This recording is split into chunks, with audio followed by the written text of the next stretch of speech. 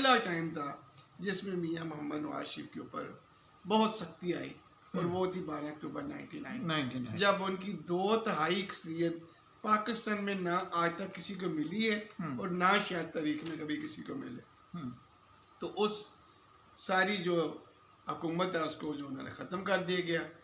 मियां नवाज शरीफ को, शहबाज शरीफ साहब को, तमाम फैमिली को गिरफ्तार कर लिया गया। अब उस मूवमेंट को चलाने के लिए उनके घर में आप कितने आदमी थे? और शोले फिल्म में है ना क्वेश्चन, कितने आदमी थे? तो जब ये बुरा वक्त आया मियां साहब पे, तो कितने आदमी थे जो उस मूवमेंट को लेके चल रहे थे? शायद भाई ये ऑनेस्टली अगर मुझसे पूछे ना तो 180H जो मुस्लिम लीग का ऑफिस है हमारा, और जहाँ मियां साहब का घर है, ये जो घर है, इस घर में सिर्फ हम 2 मेल मेंबर होते थे। एक का नाम कैप्टन सफदर था और दूसरा शाहिद भट्ट था। 12 अक्टूबर 1999 के बाद मैं खुद उनके घर गया और मैंने कहा जी, मैंने फर्स्ट टाइम बेगम कुलसूम से मुलाकात की कि बाजी ये मुल्क में ये हो गया है। नहीं शायद भाई, तो ये बाकी पार्टी किधर थी? सर उस वक्त तो हर बंदा अपनी जान बचाने के चक्करों में था। पार्टी का उस वक्त वहाँ पहुँचना बड़ा मुश्किल हो गया था।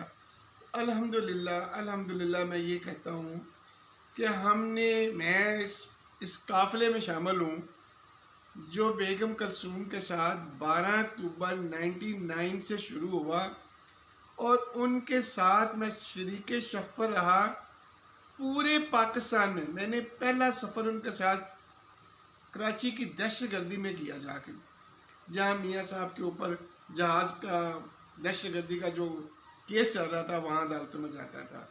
तो वहाँ से मैंने फिर पूरे जनूबी पंजाब में, सेंट्रल पंजाब में, पूरे पाकिस्तान में, यानी चागी तक हम जो है वो 28 मई 2000 को हम चागी के मकाम तक बेगम कुलसूम को लेके गए।